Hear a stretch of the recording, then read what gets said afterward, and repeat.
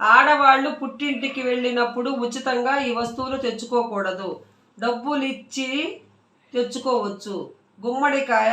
గుమ్మడికాయను ఫ్రీగా తెచ్చుకోకూడదు. డబ్బులు ఇచ్చి తెచ్చుకోవచ్చు. మిరపకాయలు తెచ్చుకోకూడదు, పచ్చివైనా సరే ఎండువైనా సరే. ముఖ్యంగా ఉప్పు నూనె డబ్బులు ఇచ్చినా కూడా తెచ్చుకోకూడదు. అలాగే అగ్గిపెట్టెలు, కత్తి, చాకు ఇలా ఇనప వస్తువులు తెచ్చుకోకూడదు. పెళ్ళైన ఆడపిల్లలు ఇలాంటివి తేకూడదు. చీపుళ్ళు, అద్దము ఇలాంటివన్నీ తెచ్చుకుంటే ఇబ్బందులు పాలవుతారు. ఆర్థికంగా బాగా కలిసి రావాలంటే డబ్బులు లెక్క పెట్టేటప్పుడు డబ్బులు ఎలా లెక్క పెట్టుకోవాలో చెప్పుకుందామండి. ఆర్థికంగా బాగా కలిసి రావాలంటే డబ్బులు లెక్క పెట్టేటప్పుడు కొన్ని నియమాలు పాటించాలి. ఆడవాళ్ళు పప్పుల డబ్బాలో డబ్బులు దాస్తారు. అలా చేయొద్దు. లక్ష్మీ అనుగ్రహం తగ్గుతుంది. మీరు దాయాలనుకుంటే వంటగదిలో కుండలో రాళ్ల ఉప్పు పోసి అందులో ఒక డబ్బాలో కానీ ఒక గిన్నెలో కానీ ఒక డబ్బా ప్లాస్టిక్ దాంట్లో కానీ గాజు దాంట్లో కానీ కుండ రాళ్ళ ఉప్పు పోసి పెడతారు కదా, దాంట్లో ఒక డబ్బాలో డబ్బులు పెట్టుకొని ఆ రాళ్ళ ఉప్పు పోసిన దాంట్లో ఈ డబ్బులు దాచుకోండి. అంటే డైరెక్ట్గా రాళ్ళ ఉప్పులో కాదండి, దేంట్లో పెట్టి ఒక గాజు పాత్రలో కానీ ఒక ప్లాస్టిక్ డబ్బాలో కానీ ఆ డబ్బులు దాచుకోండి. వంటగదిలో కుండలో రాళ్ల ఉప్పు పోసిన దాంట్లో. దానివల్ల అదృష్టం కలిసి వస్తుంది. బాత్రూంలో డబ్బులు పెట్టకూడదు. ఒక్కొక్కరు స్నానం చేస్తా గబాలని బాత్రూంలో డబ్బులు పెడతారు. అలా బాత్రూంలో డబ్బులు పెట్టవద్దు. డబ్బు లెక్క పెట్టేటప్పుడు నోటిలో వేలు పెట్టుకొని ఎంగిలితో డబ్బులు లెక్క పెడతారు. ఎంగిలితో తడి చేస్తారు. అలా చేస్తే క్రమక్రమంగా లక్ష్మి మీ ఇంట్లోంచి వెళ్ళిపోతుంది. నీళ్ల తడితో లెక్క వేయండి. లేదా ఏదైనా పొడి చేతికి రాసుకొని డబ్బులు లెక్క వేయించండి. కానీ నోట్లో పెట్టుకొని ఒక్కొక్కరు ఎంగిలి చేస్తారు కదా బాగా, అలా ఎంగిలితో మాత్రము లక్ష్మీదేవి క్రమక్రమంగా వెళ్ళిపోతుందండి. అలా చేయకూడదు. ఎవరైనా సరే స్నానం ఎలా చేయాలో చెప్పుకుందాము. ఎవరైనా సరే ఉదయం నిద్ర లేవగానే అరచేతిని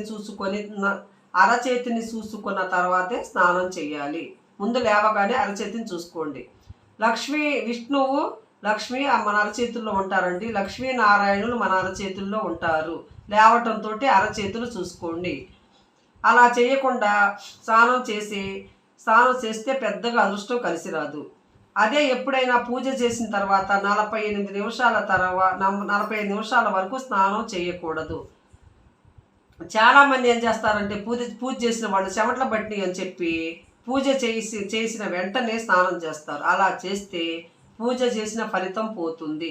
ప్రత్యేకంగా శివుడి పూజ చేసేవాళ్ళు ఈ విషయాన్ని గుర్తుపెట్టుకోండి.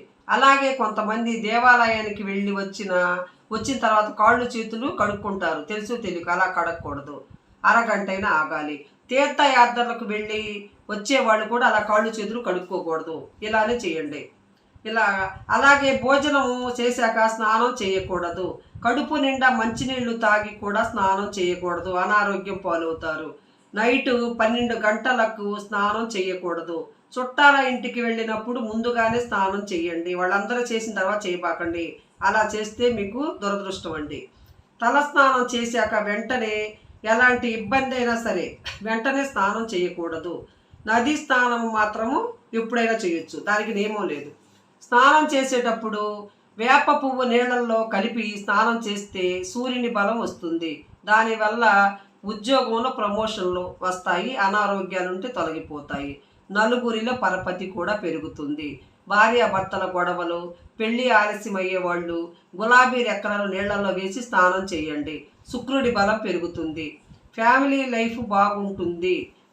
గంధం పొడి నీళ్లలో వేసి కూడా స్నానం చేయొచ్చండి. అద్భుతమైన ప్రయోజనాలు సిద్ధిస్తాయి. ఈ పరిహారాలు, ఈ ప్రయోగాలు మీకు ఎలా ఉన్నాయో మీ కామెంట్ల ద్వారా మీరు చూసే దాన్ని బట్టి నాకు తెలుస్తాయండి.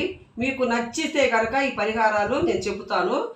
నేను పరిహారాల శాస్త్రంలో చూసి నేను చెబుతున్నాను. పరిహారాలన్నీ తెలుసుకొని మీకు చెబుతున్నాను.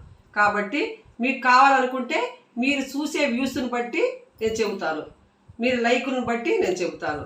మీకు బాగుంటే కనుక మీకు నచ్చితే సబ్స్క్రైబ్ చేసుకొని లైక్ కొట్టండి. బాయ్.